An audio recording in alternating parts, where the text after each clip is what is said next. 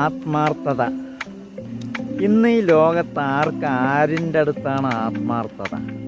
അടുത്തും സ്വന്തമായിട്ട് ഒരു ആത്മാർത്ഥതയില്ല. ഭാര്യയും ഭർത്താവും, ഭാര്യയ്ക്ക് ഭർത്താവിൻ്റെ അടുത്ത് ഒരു ആത്മാർത്ഥതയില്ല. ഭർത്താവ് സുഹൃത്തുക്കൾക്ക് പരസ്പരം ഒരു ആത്മാർത്ഥതയില്ല. പിന്നെ ആർക്കാണ് ആത്മാർത്ഥത?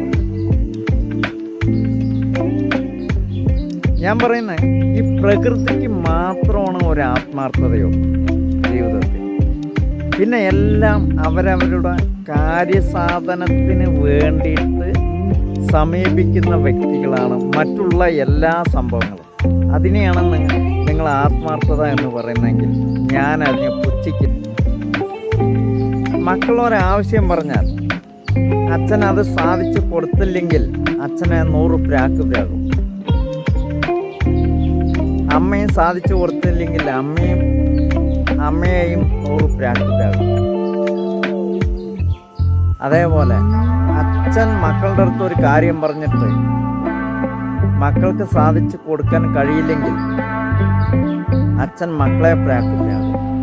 അതേപോലെ അമ്മയുടെ ആവശ്യം മക്കൾക്ക് സാധിച്ചു കൊടുക്കാൻ കഴിയില്ലെങ്കിൽ അമ്മയും മക്കളെ 100 പ്രാക്ക് പ്രാകും. ഞാൻ നിന്നെ 10 മാസം വയറ്റിലിട്ട് കൊണ്ടുവന്ന് പ്രസവിച്ചതാണ് എന്നെല്ലാം പറഞ്ഞിട്ട് അച്ഛൻ പറയും, ഞാൻ എൻ്റെ ആയുസ് മുഴുവൻ എനിക്ക് വേണ്ടി ഒഴിഞ്ഞു വെച്ചിട്ടാണ് ഞാൻ ജീവിച്ചത്, എന്നിട്ട് നീ എന്നെ ഇങ്ങനെ ചെയ്തു എന്ന്. ഭർത്താവിൻ്റെ അടുത്ത് ഭാര്യ കാണിക്കുന്നത് കപട സ്നേഹമാണ്. ഒരു മകളോ മകനോ ഉണ്ടായിക്കഴിഞ്ഞാൽ പിന്നെ ആ സ്നേഹബന്ധത്തിന് തൃപ്തിയില്ലാത്തൊരു സ്നേഹബന്ധം.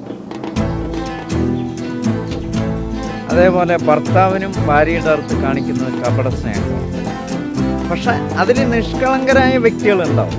ഈ 2 പേരിലും, ഒരാളെ മാത്രമല്ല 2 പേരിലും നിഷ്കളങ്കരായിട്ടുള്ള വ്യക്തികളുണ്ടാകും.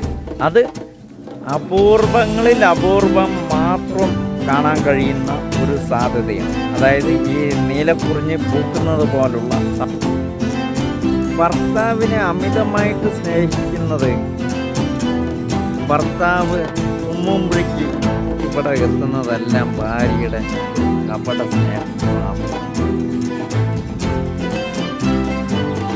തുമ്മുമ്പോഴല്ല, പല സംഭവങ്ങളും. അതായത് ഭർത്താവിൻ്റെ കാർക്കശ്യത്തിന് നിൽക്കാത്തൊരു വ്യക്തിയാണ് എന്നുള്ളതാണെങ്കിൽ അത് കപടധാരിയാണ്. ആ സ്ത്രീ കപടധാരിയായിട്ടുള്ള സംഭവങ്ങളാണ്. കാരണം മറ്റുള്ളവരുടെ മുന്നിൽ കാണിക്കുന്നതാണ്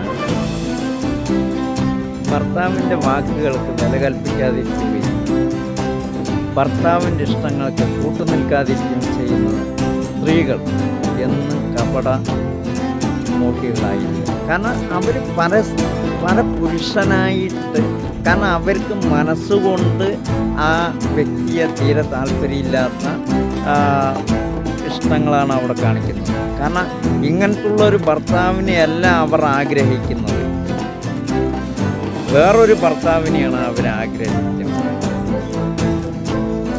അതിൻ്റേതായ മാറ്റങ്ങളാണ് ഇവർ ഇതിൽ കാണിക്കുന്നത്. പിന്നെ ജനങ്ങളുടെ മുന്നിൽ ഇവർ കാണിക്കുന്നത് താലി കെട്ടി പോയില്ലേ, അതുകൊണ്ട് ജനങ്ങളുടെ മുന്നിൽ ജീവിച്ച് കാണിക്കുക എന്നുള്ളത് മാത്രമാണ്. ഒരു ജീവശവമായിട്ട് ഭർത്താവിൻ്റെ ഇഷ്ടങ്ങൾക്ക് വഴങ്ങുന്ന ഒരു സ്ത്രീയാണ് നമ്മൾ അവിടെ കാണുന്നത്. കാരണം അവർക്ക് മനസ്സുകൊണ്ട് ഭർത്താവിനെ പരിണയിക്കാൻ കഴിയില്ല എന്നുള്ളതാണ് ആ ആത്മാർത്ഥത. ഇന്ന് പല സ്ത്രീകളിലും കണ്ടുവരുന്ന പ്രവണതകളാണത്.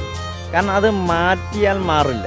കാരണം എപ്പോഴും നമ്മൾക്ക് മനസ്സിന് ഇഷ്ടപ്പെടുന്ന 2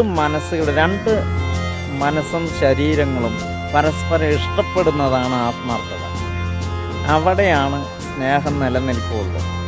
കാരണം ആ ഇഷ്ടപ്പെടുന്നതിൽ ഉണ്ടെങ്കിൽ മാത്രമേ ജീവിതത്തിൻ്റെ അന്ത്യം വരെ സന്തോഷത്തോടു കൂടെ കൊണ്ടുപോകാൻ കഴിയുള്ളൂ. ഏത് പ്രതിസന്ധിനെയും നമ്മൾക്ക് തരണം ചെയ്യാൻ കഴിയുകയുള്ളൂ. കാരണം ഈ രണ്ട് വ്യക്തികളും കൂടി ചിന്തിക്കണം. ഈ ചിന്തിക്കാത്തത് കൊണ്ടാണ് പല പ്രശ്നങ്ങളും ഉണ്ടായിക്കൊണ്ടിരിക്കുന്നത്. പരസ്പരം കുറ്റം ചാരലല്ല അവിടെ വേണ്ടത്. ഈ പരസ്പരം കുറ്റം ചാരുന്നത് ഈ രണ്ട് വ്യക്തികളും തമ്മിലുള്ള മാനസികമായിട്ടുള്ള അടുപ്പം ഇല്ലാത്തത് കൊണ്ടാണ്. ഈ രണ്ട് വ്യക്തികളും മാനസികമായിട്ട് അടുപ്പം ഉണ്ടെങ്കിൽ അവിടെ പരസ്പരം കുറ്റം ചാരലുകൾ വരുന്നില്ല. ഒരാൾ ഒരാളുടെ പഴിചാരില്ല, മറ്റൊരാൾ മറ്റൊരാളെ പഴിചാരില്ല. ഈ സംഭവങ്ങളാണ് അതായത് ഹിന്ദു പോയിട്ട് വീണ്ടും അടിത്തട്ടിലേക്ക് വരും. അടിത്തട്ടിലേക്ക് വന്നു കഴിഞ്ഞാൽ അവിടെ വീണ്ടും ലോ ക്ലാസ് കാറ്റഗറി, അവിടെയാണ് ഈ വിഭിന്ന അഭിപ്രായങ്ങൾ നടക്കുന്നത്. ഇന്ന് നമ്മൾ പല സമൂഹ മാധ്യമങ്ങളിലും പത്രങ്ങളിലും വായിക്കുന്നതല്ലേ, 2 മക്കള് ഉള്ള സ്ത്രീ 18കാരൻ്റെ കൂടെ ഒളിച്ചോടിപ്പോയി എന്നെല്ലാം പറഞ്ഞിട്ട്. നോക്കൂ, ഞാൻ പറയുന്നത് നിങ്ങൾ 18കാരൻ്റെയോ 50കാരൻ്റെയോ കൂടെ ഒളിച്ചോടി വെച്ചോളൂ. പക്ഷെ നിങ്ങളുടെ ആവശ്യത്തിനായിട്ട് നിങ്ങൾ ഉണ്ടാക്കിയ മക്കളിനെ നിങ്ങൾ വലിച്ചെറിഞ്ഞിട്ട് കൊണ്ടുപോകേണ്ട കാര്യമൊന്നുമില്ല. വലിച്ചെറിഞ്ഞിട്ട് നിങ്ങൾ മറ്റൊരാളുടെ കൂടെ പറക്കേണ്ട കാര്യമില്ല. അങ്ങനെയുണ്ടെങ്കിൽ നിങ്ങൾക്ക് ആദ്യം തന്നെ ഒരു തീരുമാനം എടുക്കാം.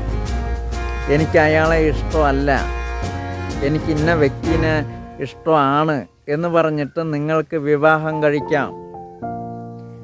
എന്തിന് ഈ ഒന്നും അറിയാത്ത കുട്ടികളെ നിങ്ങൾ അതിൽ ബലിയാടാക്കുന്നത്? അത് കഴിഞ്ഞാൽ പിന്നെ ചാരവൃത്തി. 10 ആൾ അറിഞ്ഞ് കല്യാണം കഴിച്ച്, നാട്ടുകാരും വീട്ടുകാരും അറിഞ്ഞ് കല്യാണം കഴിച്ച് ലക്ഷക്കണക്കിന് ഉറുപ്പൻ്റെ കടങ്ങൾ ഉണ്ടാക്കി. ലക്ഷക്കണക്കിന് പറയുമ്പോൾ ഏറി വന്ന 1 ലക്ഷമോ 2 ലക്ഷം ഉറുപ്പയുടെ കടമുണ്ടാക്കി കല്യാണം കഴിച്ച് 2 കുട്ടികളുമായി, ഇനിയിപ്പോൾ 3 എണ്ണം വേണമെങ്കിൽ 3 എണ്ണവുമായി. അവസാനം ഭർത്താവ് വല്ല പണിക്ക് പോവുകയാണെങ്കിൽ കാരണം മക്കളുണ്ടായാൽ ഭാര്യനെ ഭർത്താവിന് ശ്രദ്ധിക്കാൻ കഴിയില്ല. പിന്നെ അയാൾക്ക് പ്രാരാബ്ദങ്ങളായി വീട്ടിൻ്റെ കുടുംബത്തിൻ്റെ അത്താണി എങ്ങനെ നീക്കണം എന്നുള്ളതാണ് അയാൾ ചിന്തിക്കുന്നത്. അപ്പോൾ ആ സമയങ്ങൾ ഭാര്യ ഫ്രീ ആയിരിക്കും. ഭാര്യയ്ക്ക് അപ്പോൾ പല പ്രലോഭനങ്ങൾ വരും, പല സുഹൃത്തുക്കളുണ്ടാവും. അതിൽ സുഹൃത്തുക്കൾ എന്ന് പറയുന്നത് ആൺ സുഹൃത്തുക്കളുണ്ടാവും. എന്താണ്, സുഖമാണോ,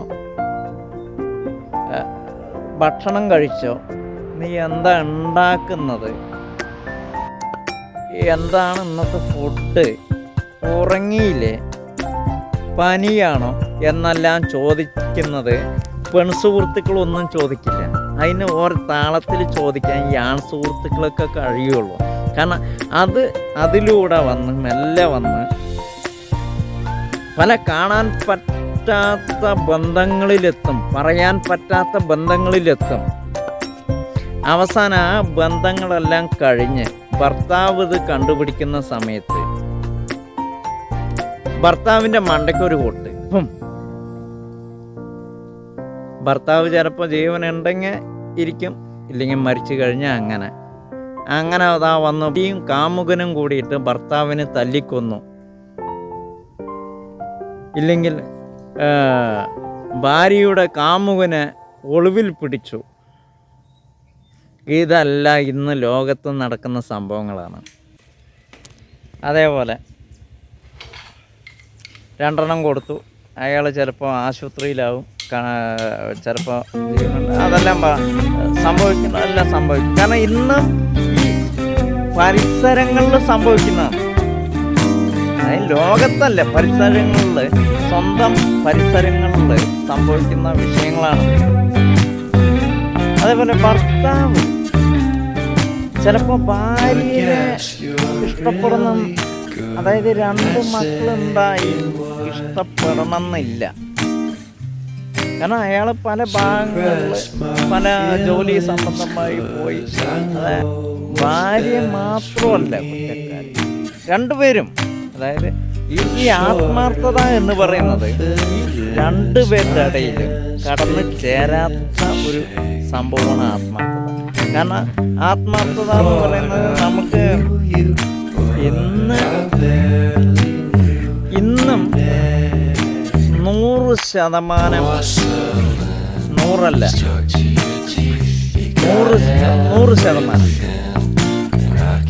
ഇന്നും 100% സ്ത്രീകൾക്ക് സെക്സിൽ അവർ പരിപൂർണരല്ല. വെറുതെ ഒരു ജീവച്ഛവമായിട്ട് കിടക്കുന്നു എന്ന് മാത്രം. അതേപോലെ ഒരു പുരുഷനും സെക്സിൽ പരിപൂർണനല്ല. അവൻ്റെ ആവശ്യങ്ങൾ കഴിഞ്ഞ് വെളിയിലിറങ്ങും. ഇതിൻ്റെ ഈ സെക്സിൽ പരിപൂർണനല്ല പറയുന്നത് ഒരു പുരുഷനാണെങ്കിൽ വെളിയിൽ പല സ്ത്രീ മുഖങ്ങളും കണ്ടിട്ടാണ് വരുന്നത്. പല സ്ത്രീകളുടെ വേഷങ്ങളും മുഖങ്ങളും പല ഭാഗങ്ങളും കണ്ടിട്ടാണ് അയാൾ വീട്ടിലെത്തുന്നത്. അയാളുടെ ദിനചര്യ എന്ന പോലെ അയാൾ സെക്സിലേർപ്പെടുന്നത് ഈ സംഭവങ്ങൾ ചിന്തിച്ചിട്ടാണ്. ഭാര്യയുടെ മുഖം ആലോചിച്ചിട്ടല്ല സെക്സിലേർപ്പെടുന്നത്. സ്ത്രീയാണെങ്കിൽ സ്ത്രീക്ക് തൃപ്തിയാകണമെങ്കിൽ ഒരു സ്ത്രീയുടെ മനസ്സിൽ ആര് പതിഞ്ഞോ എന്നുള്ള അയാളുടെ ചിന്തിച്ചിട്ട് ആയാലാണ് സ്ത്രീക്ക് പരിപൂർണ്ണ തൃപ്തിയാകുന്നത്. കണ്ടാലാണ് പ്രശ്നം, കണ്ടില്ലെങ്കിൽ പ്രശ്നമില്ല. പ്രശ്നങ്ങൾ ഉണ്ടാവുമ്പോഴാണ് ഇയാൾ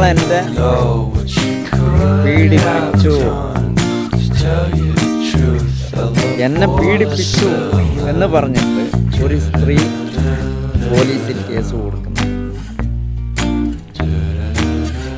അതൊരു പുരുഷൻ, ഞാൻ പറയുന്നത് ഈ പീഡിപ്പിച്ച കേസിൽ ഒരു പുരുഷന്മാരും ഇതുവരെ കേസ് കൊടുക്കുന്നത് ഞാൻ കേട്ടിട്ടില്ല.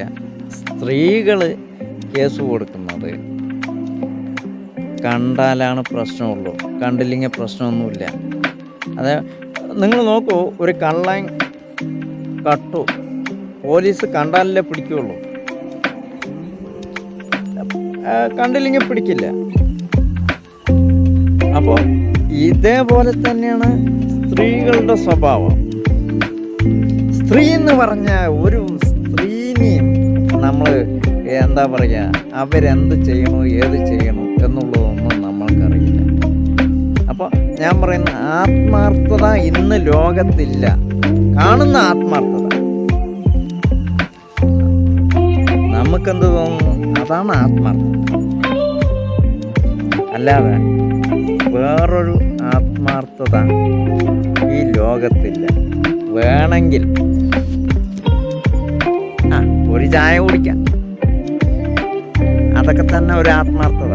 പിന്നെ അത് കൂടുതൽ നേരം വെച്ച് ബന്ധം പുലർത്തേണ്ട കാര്യമൊന്നുമില്ല.